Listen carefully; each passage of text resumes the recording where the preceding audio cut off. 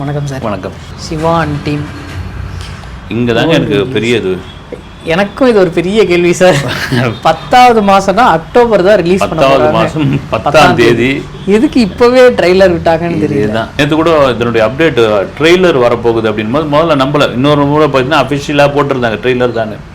இதுக்கே பெரிய ஆச்சரியமாக இருந்தது. பொதுவாகவே வந்து நீங்கள் பெரிய ஹீரோக்களுடைய படம் உங்களுக்கு தெரிஞ்சிருக்கும். வந்து அந்த ட்ரெய்லர் ரிலீஸுக்கு ஒரு 10 நாள், ஒரு வாரம், 5 நாள் இந்த கேப்பில் தான்.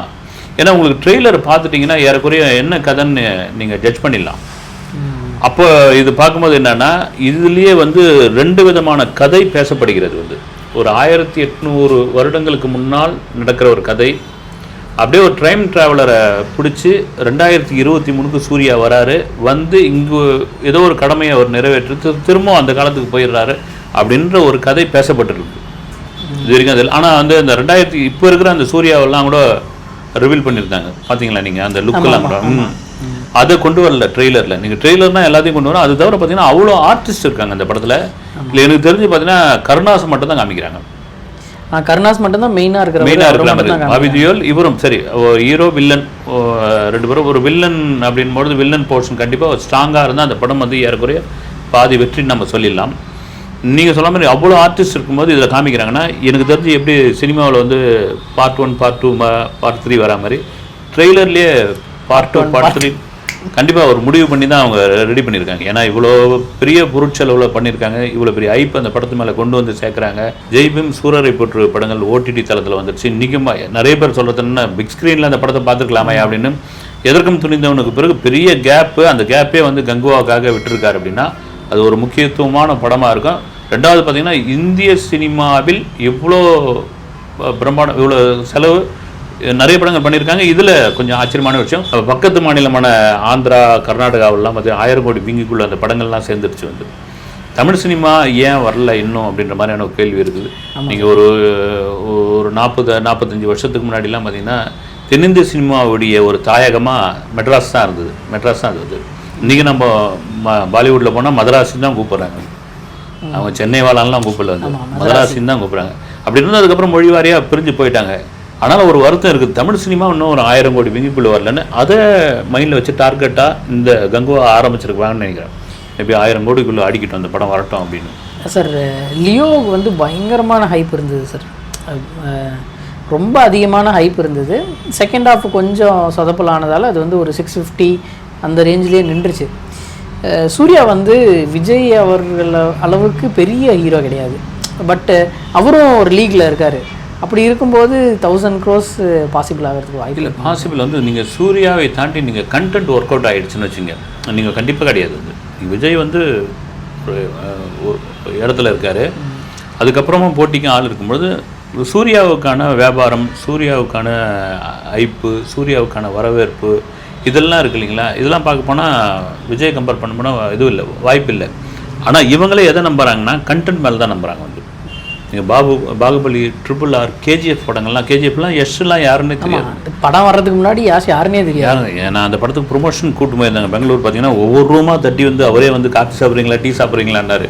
2 எடுக்கும்போது நாங்கள் போய் அவருக்காக வெயிட் பண்ணிகிட்டு இருந்தோம். இது வந்து சினிமாவில் இருக்கிறது தான். வந்து ஒரு படத்துடைய வெற்றி தான் அவருடைய வாழ்க்கையை மாற்றிடும். வந்து ஒரு படத்துடைய தோல்வி தான் அவர் வாழ்க்கையை வேறு விதமாக மாற்றிடும். வந்து அதனால் இவங்க மறுபடியும் கங்குவாவில் அந்த கண்டென்ட் மேலே தான் நம்புகிறாங்க. நீங்கள் லியோவே நம்ம வந்து லியோவை பற்றி மறுபடியும் பேசுறதுக்கான காரணம் என்னென்னா இது முழுக்க லோகேஷ் கனகராஜ் பண்ண இது தாங்க. அது ஒரு இயக்குனரை முழுசாக நம்பினார் விஜய். ஆனால் செகண்ட் ஹாஃப்லாம் இங்கே தான் சொல்கிறது. நம்ம இதுலேயே கூட பேசணுங்க தெரியுங்களா, நம்பகத்தன்மைன்ற ஒரு விஷயம். அதில் நிறைய நம்பகத்தன்மை இல்லாத காட்சிகள்லாம் இருக்கும். சரி, நம்ம லியோவுக்குள்ளே அதை அடித்து முடிச்சாச்சு, இதுக்குள்ளே போக வேணாம், அது சொல்கிறோம். நம்ம அதெல்லாம் கரெக்டாக பண்ணியிருந்தான்னு வச்சுங்க, அந்த படம் வந்து டெஃபினட்டாக 1000 கோடிங்க. அது சார் ஸ்டோரின்னு பார்த்தோம்னா சூர்யா ஒரு கிளானில் இருக்கார், அவர் பாபி டியோவில் ஒரு கிளானில் இருக்கார். 2 பேருக்கும் ஏதோ பிரச்சனை, மாற்றி ஆட்கள் அனுப்பி கொலை பண்ணிடுறாங்க, கையை வெட்டிடுறாங்க. அந்த ஷார்ட்ஸும் எடுத்து போட்டிருந்தாங்க. இவர் கையில் தனியாக ஒரு கை இருக்குது, அவர் தனியாக ஒரு கை வச்சுருந்துருக்காரு. அதுக்கப்புறம் கடைசியில் இவங்க 2 பேரும் ஃபேஸ் ஆஃப் பண்ணுற அந்த சீன் தான் கிளைமேக்ஸாக இருக்கும். இவங்க 2 பேரும் பார்த்துக்கிட்டு சண்டை போடுற சீன் தான் கிளைமேக்ஸாக இருக்கும்ன்ற மாதிரி சொல்கிறாங்க. ஏன்னா பொதுவாக இந்த இது பார்க்கும்போது எனக்கு தெரிகிற இது என்னென்னா காலகாலமாக இருக்கிறது தான். நம்ம ராமாயண மகாபாரதத்துலேருந்து வர இது தான். ஒரு மண்ணாசை, பெண்ணாசை, இது 2த்துக்குமான சண்டை தான். இதில் பார்த்தீங்கன்னா கோல்டு காயின்லாம் வேறு அது பெருசாலாம் போடுறாங்க. வந்து ஒரு தங்க வேட்டையா அல்லது வந்து ஒரு மண்ணுக்காக போராடுறாங்களா இது புரியல. வந்து முழு படமாக பார்க்கும்போது அது எப்படி ப்ரெசென்ட் பண்ணியிருக்காங்க. நீங்கள் கதை வந்து 1 to 9 தான் சார். திரும்பவும் சொல்கிறது 1லிருந்து 9 வரை தான் கதை. நீங்கள் எந்த எண்ணெய் வைக்கிறீங்களோ அதுதான். ஆனால் ஸ்க்ரீன் பிளேன்னு ஒன்று இருக்குங்களே, அதில் ப்ரெசென்ட் பண்ணிட்டீங்கன்னா பிரமாதமாக அது இட்டு அந்த படம். இந்த ட்ரெய்லர் ரிலீஸ் பண்ணியிருக்காங்களே. ஆமாம்மா. படத்துலேயே இது ஒரு 1/2 hour தான் இருக்கும். இது வந்து ஒரு ஃப்ளாஷ்பேக் மாதிரி, அதுவும் சொல்ல முடியாது. உங்களுக்கு ஒரு ஃபைனல் ட்ரெய்லர்னு ஒன்று வரும் இல்லைங்களா, அதில் தான் தெரியும். அதில் தான் அக்டோபர் 10 இல்லைங்களா, அப்போ செப்டம்பர் ஒரு 20-25 வாக்கில் வரக்கூடிய ஒரு ட்ரெய்லர் தான் ஃபைனலான ஒரு ட்ரெய்லர் வந்து அதில் தான் தெரியும். வந்து ட்ரெய்லர் வந்து விஎஃப்எக்ஸ் பயங்கரமாக பண்ணியிருக்காங்க சார். விஎஃப்எக்ஸ் அண்ட் மியூசிக் வந்து ரொம்ப சூப்பராக பண்ணியிருக்காங்க. இல்லை உண்மையாகவே வந்து ஏன்னா இந்த இதே படத்துக்கு வந்து ஒரு கிளிம்ஸ் வீடியோ விட்டாங்க, சூர்யா பர்த்டே ஞாபகம் இருக்குங்களா. ஆமாம், எல்லாரும் போட்டு அடி நடிச்சுட்டு இருந்தாங்க. வந்து அது என்னங்க இது அனிமல் சேனல்லாம் வந்து இதை பண்ணி சாதாரணமாக ஸ்க்ரீன் கட்டி பண்ணுறவங்களாம் பண்ணிக்கிட்டு இருக்காங்க. என்னங்க இப்படி பண்ணியிருக்கீங்கன்னா அது சூர்யாவுக்கு கொஞ்சம் வருத்தமாக இருந்தால் அந்த டீமையே மொத்தமாக கலைச்சி எங்க இவ்வளோ பட்ஜெட்டு இவ்வளோ செலவுன்னு முடிவு பண்ணியிருக்கோம், என்னங்க காமெடி பண்ணியிருக்கீங்கன்னு சொல்லி அந்த விஎஃப்எக்ஸ் பண்ணுற சில வல்லுநர்கள்லாம் வெளிநாட்டில் தான் கூட்டின்னு வந்து அதுக்கு நீங்கள் இந்த படமே அதை தான் ஒரு பிரிட்ஜுக்கு அந்த தூண் எவ்வளோ பெரிய ஒரு ஸ்ட்ராங்கோ அதுமாரி கங்குவாவுக்கு விஎஃப்எக்ஸ் பெரிய ஸ்ட்ராங்கு. அதனால் இது ரொம்ப பிரமாதமாக பண்ணியிருக்காங்க. அதான் காரணம். வந்து அங்கே அடித்த அடி தான் இங்கே வந்து வேறு மாதிரியாக கொண்டு வந்திருக்கு. நல்லா இருக்குது உண்மையிலே. நீங்கள் எத்தனை அது விஎஃப்எக்ஸ் தானா அப்படின்னு கண்டுபிடிக்காத அளவுக்குலாம் நிறைய ஷார்ட்ஸ்லாம் நல்லா இருந்தது. வந்து மியூசிக்கும் சூப்பராக பண்ணியிருக்காங்க சார். டிஎஸ்பி அவர் வந்து மியூசிக் பண்ணியிருக்காரு, ரொம்ப நாள் கழிச்சு வராருன்னு நினைக்கிறேன். குட் பேட் அக்லிக்கும் அவர் தான் பண்ணிக்கிட்டு இருக்காரு வந்து ஒரு பக்கம். அவரும் உண்மையாக வந்து தேவிஸ்ரீ பிரசாத் அவருக்கான ஒரு என்ன சொல்ற ஒரு பிஜிஎம் ஒன்று வச்சுருப்பார், அவருக்கான ஒரு ஐபிச் ஒன்று வச்சுருப்பார். வந்து இதை தாண்டி இப்போது ஒரு ஃபயர் சாங் விட்ட போகலாம் பார்த்தீங்கன்னா, என்னங்க ஆடி மாதத்துக்கு சீசனுக்கு ஏற்ற மாதிரிலாம் விட்டுருக்கீங்களா மாதிரி இல்லை. இதில் கேட்கும்பொழுது இந்த ட்ரெய்லரை கேட்கும்போது ஒரு பிஜிஎம் யூஸ் பண்ணியிருக்காரு, ஒரு ரீரெக்கார்டிங்லாம் ஒரு ப்ளசண்ட்டாக இருக்குது.